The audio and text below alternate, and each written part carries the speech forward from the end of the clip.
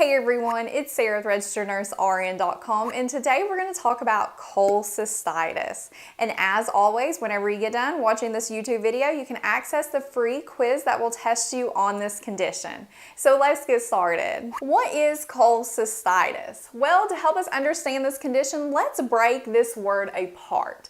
The word chol means bile.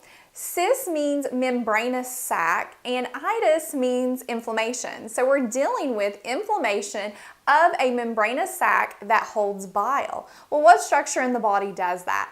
The gallbladder. So cholecystitis is inflammation of the gallbladder. Now, to help us understand this condition, we need to talk about the role of the gallbladder.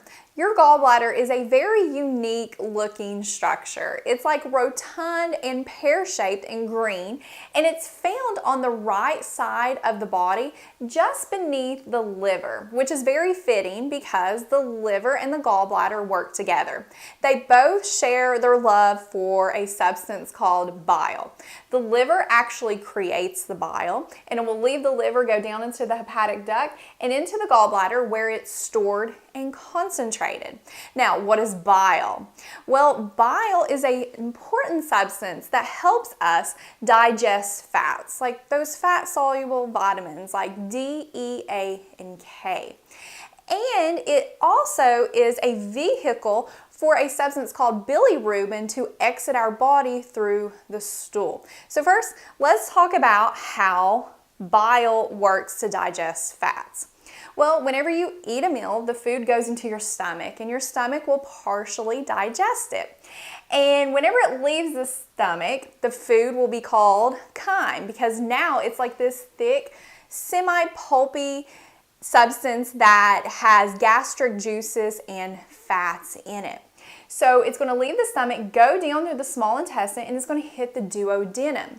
And here in the duodenum, you have a duct that's going to sense that fat in that chyme. And whenever it senses that, it causes the gallbladder to contract and release bile down through the cystic duct, down through the common bile duct, and then into the duodenum to assist with digesting those fats.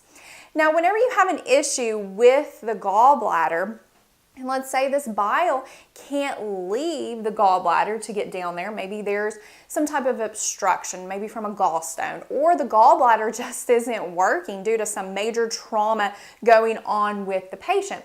Well, the fat that's in that chyme will not be digested. Instead, the patient will excrete it out. So whenever you look at the stool, it will be like this greasy, fatty looking stool called steatorrhea.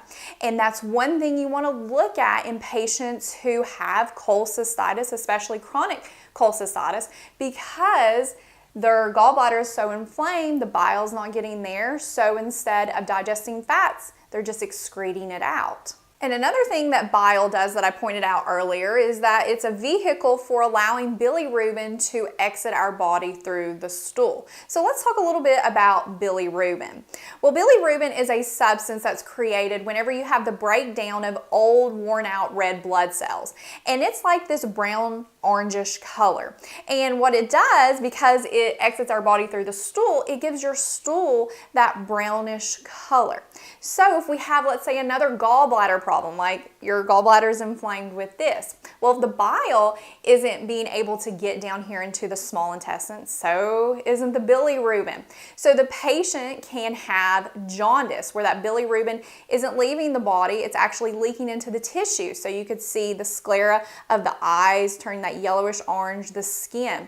Also, the stool will look light colored, clay colored, because it won't have that brown tint because of that bilirubin that would have normally exited the body. Plus, the urine can be dark in color as well. Now let's talk about the causes of cholecystitis. What can inflame our gallbladder? Well, one of the main causes is some type of obstruction. We're either talking about an obstruction in the cystic duct where bile just can't get out and it stays in the gallbladder, which is not good, or gallstones. And gallstones is usually one of the main causes of cholecystitis. And you want to know the risk factors of a patient developing gallstones, which are being female, obese, older age, like over 40, a family history of gallstones, being pregnant, or having an ethnicity of being a Native American or Mexican American. And another cause of cholecystitis would be termed acalculous, which means without a stone presenting.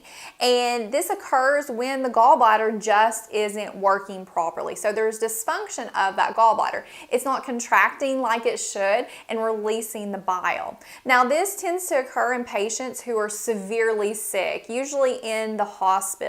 They've had maybe a burn, a massive trauma, or they've had sepsis, or they've even been on TPN for a really long time, and this gallbladder isn't doing what it should. So whether it's like an obstruction preventing this bile from leaving, or the gallbladder just isn't contracting, whatever the cause, this bile is staying stagnant in this gallbladder. It's getting thick. And whenever that happens, it increases pressure in the gallbladder, which inflames and damages the gallbladder wall and causes it to swell. And whenever this happens, this inflammation can lead to serious complications. It can cause hepatitis, it can cause infection in the liver's bile ducts, it can inflame the pancreas, it can lead to sepsis, and it can even lead to the gallbladder tearing open. Now let's talk about the signs and symptoms of cholecystitis. Most patients are going to have nausea and vomiting, and this nausea and vomiting can be so severe that they will need a nasogastric tube inserted with GI decompression, where what that means is that we will remove the stomach contents with low intermittent suction so this gallbladder isn't stimulated, and we'll give them anti-nausea medication as well. And that can help with the nausea and vomiting. And with this nausea and vomiting, a lot of patients become dehydrated. So one of the big things that you'll be doing as a nurse per physician order will be administering IV fluids to help hydrate them. Also, patients are going to have pain, and the pain can be very intense, and we'll want to be administering pain medication. And this abdominal pain can be epigastric, and one unique characteristic of it is that the pain is going to radiate to the right scapula, the right shoulder blade. And why is that? Well, that's where that gallbladder is. So if it's inflamed, they can feel that over there.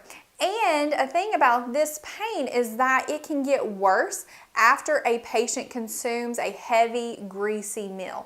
So be watching out for those signs and symptoms, because that really indicates that, hey, something's up with that gallbladder. Also, patients can have a positive Murphy sign. And just like I've said throughout all my lectures, if you ever see something that's named after someone and it's a sign type of sign and symptom, always remember that, because it's probably going to be on your test. So what is a positive Murphy sign? Well, how you elicit this is you would lay the patient back, tell them to breathe out, then you're going to tell them to breathe in. And while they're breathing in, you're going to palpate underneath the ribs mid-clavicularly, which is where the gallbladder is, and you're going to tell them to breathe in, and while they're doing that, you're feeling, and you're going to watch their breathing. And as they breathe in, do they stop? Do they pause their breathing due to pain because this gallbladder is inflamed? And if they do pause/stop their breathing, that's a positive Murphy sign. Also, patients can have bloating in their abdomen, they can have a fever, increased heart rate. And patients who have had chronic cholecystitis, they've had this for a while, it gets better, comes back, gets better, comes back. They can have that jaundice, and that's from that bilirubin. Bilirubin isn't exiting the body through the bile because it can't. It's really just hanging out in the gallbladder. They can have dark urine where the bilirubin's leaking into the urine, light-colored stools, and the steatorrhea. And that was because the bile's not getting there to that duodenum to help digest the fats. Now, when your patient is presenting with all these signs and symptoms, as a nurse, what could you expect the physician to order to help diagnose that this indeed is cholecystitis? Well, they can order an abdominal ultrasound where they go and look at this area of the abdomen, see what's going on with the gallbladder. They can also order what's called a HIDA scan, and this is where they inject a radioactive tracer into a patient's veins, and it will, in a sense, light up this whole area once they go under this special special camera and they can assess what's going on with the gallbladder. Also, a CT scan can be ordered as well. Now let's talk about our role as the nurse for a patient who has cholecystitis and highlight those important concepts you need to know for exams about this condition. And to do that, we are going to remember the word gallbladder because that will help guide us in remembering those important concepts. So first, G for GI rest. Whenever you have a patient who has an inflamed gallbladder, you don't want it to be stimulated and to increase that inflammation. So the patient will be NPO, nothing by mouth, until they're recovered. And a lot of patients will have that nausea and vomiting as I talked about earlier. And if it's severe, they'll have that NG tube with GI decompression. So as the nurse, you want to maintain that low intermittent suction, whatever the physician orders, and monitor what's being removed and provide routine mouth care, especially if your patient's been vomiting. And whenever they're recovering, their nutrition will be advanced per physician's order, and usually they'll start out with clears, and you'll see how they tolerated that. Did they have nausea and vomiting? Did they have that epigastric pain that radiated? You want to be looking for all those signs and symptoms, and then they'll be upgraded to full liquids and then a soft bland diet and so forth. And again, just monitor how the patient tolerates that. Next is A for Analgesics and Antiemetics. Patients with cholecystitis are going to be in a lot of pain and probably have a lot of nausea. So you'll want to give IV medication, whatever the physician ordered, to help treat that pain and nausea and assess their pain and their nausea routinely and evaluate that effectiveness of that medication. Then L for low-fat diet when recovered. Whenever a patient has recovered from cholecystitis, a lot of patients, if it's severe, they will get a cholecystectomy where they actually remove the gallbladder, and we're going to talk about that here in a moment. So you'll want to tell them to avoid having a diet that's really high in fat. So they'll want to avoid greasy foods, spicy foods, and gassy foods. And some examples of gassy foods are like onions, cauliflower, beans, and broccoli. Then the next L is large bore IV for fluids. As I pointed out earlier, patients are going to have nausea and vomiting. They're most likely going to be dehydrated. And we're worried about them becoming too dehydrated and having electrolyte imbalances. So we will administer fluids per the MD order to help maintain their fluid status and electrolytes, because if they've been throwing up, they've been losing a lot of electrolytes, and fluids can help supplement that. Next, B for breathing in stopped by patient. This deals with that positive Murphy sign, and I wanted to include this in this mnemonic so you will remember this for exams. And this is where that breathing stopped by the patient during palpation of the gallbladder due to pain, and this gallbladder will be inflamed. And as you can see here on the right in this picture, this is approximately where the palpation point will be. L for labs. As a nurse, we want to monitor our patient's lab results as they're ordered by the physician. So some labs we'll be looking at that may be ordered are like electrolytes, make sure that they're falling within normal range, their bilirubin level, and not only can you look at the level, but you can just look at your patient and see if their bilirubin's high. Are they having jaundice, dark urine, clay-colored stools? Also, what's their white blood cell count? Is it really high? And their renal function, are they becoming too dehydrated? Looking at that BUN and creatinine. Some other things not listed here, you could look at their liver enzymes, see maybe if they're developing a complication from this cholecystitis where you're having inflammation of the liver. Look at their pancreatic enzymes, maybe they're getting pancreatitis, again another complication from this condition. A for antibiotics for infection. Many patients will be started on an IV antibiotic, so you'll be administering that per the physician's order, and you'll be monitoring your patient for any adverse reactions to that antibiotic and how they're responding to it. D for drain care, and we're talking about a cholecystostomy tube, also called a C-tube.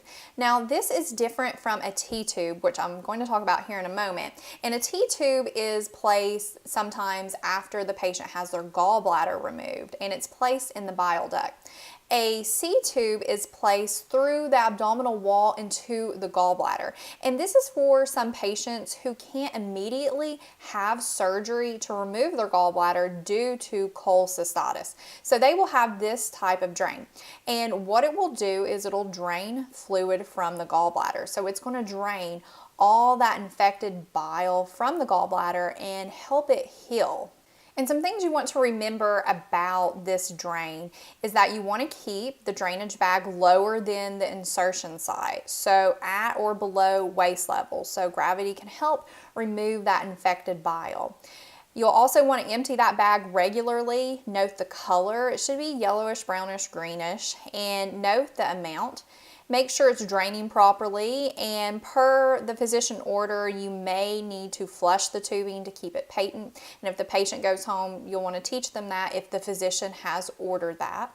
And you'll want to make sure that you change the dressing regularly and teach the patient how to do this, and to keep that skin dry and clean because bile is very harsh on the skin. Then D for deterioration, signs and symptoms. What are some things that you want to be looking out for that could indicate treatment is not helping and the patient is actually getting worse? Well, they have mental status changes. Their heart rate is high, tachycardic. They have a drop in their blood pressure, hypotension, which could indicate sepsis.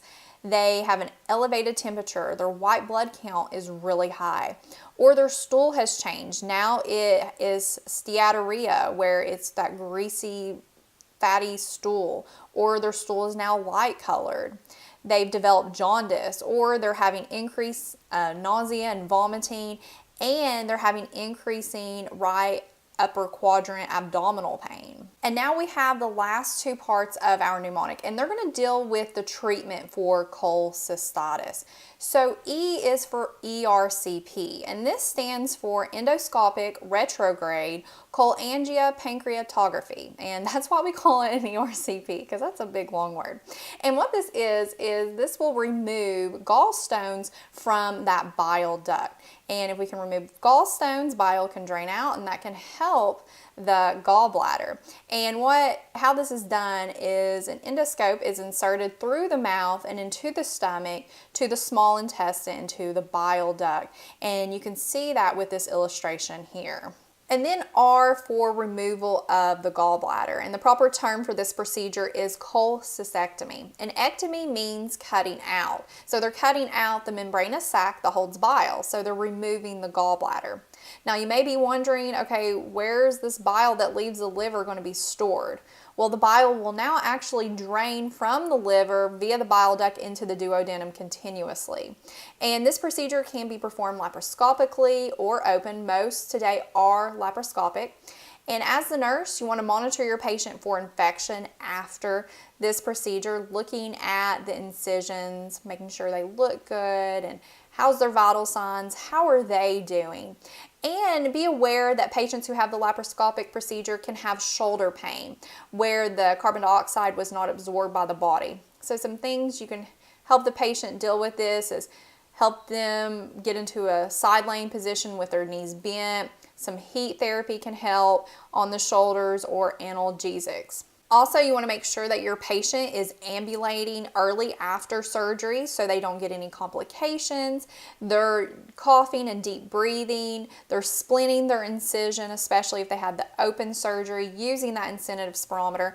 And you want to provide Ttube care if they have this. And some things you want to remember about the Ttube for exams is that it works as a drain, and it can be used for testing where dye is injected into the tube and an x-ray is taken to see if there are any more stones. So it'll light up the biliary tree, and they can assess how everything looks, like for example in this picture right here. Now the T-tube is T-shaped, hence why we call it a T-tube, and the top part of the T is actually placed in the bile duct, as you can see in this illustration over here, and this will drain the bile while that duct is healing after surgery, because there's going to be a lot of swelling in there. Now, most patients will have a drainage bag where it will drain from the tube and collect in the bag, and then sometimes they will just put a sterile cap over that end of the drain, and some patients will go home with it and then they'll have it removed later on. Things you want to remember as the nurse is that you want to keep that tubing and drainage bag below the insertion site, so at or below waist level so it can drain properly. And make sure it's actually draining, it's not kinked, and that the patient is in semi-Fowler's position because this will help with draining that bile. Now, you may have to flush or clamp the tubing at some points, but you must have a physician's order to do this. In addition, you're going to be emptying and measuring the drainage, and you want to look at the color and look at how much you have emptied. There should be no more than 500 cc's a day or mLs a day of drainage that you're emptying. That would be abnormal, and you'd want to notify the physician. The first couple days of post-op after a T-tube, the drainage will be bloodyish tinged, and then it'll start to look greenish, brownish color, but make sure you look at that amount that it is putting out. You'll also want to monitor the skin surrounding the insertion site of the tube because bile, like I said earlier, is really harsh on the skin. And if you do have an order to clamp the tube, sometimes physicians will want you to clamp the tube 1 hour before meals and 1 hour after meals. And this is so bile can enter the small intestine to help with fat digestion, instead of just leaving all through the T-tube and that tubing into the collection bag. We actually want it to go through the duodenum and digest the fats of the patient's eating.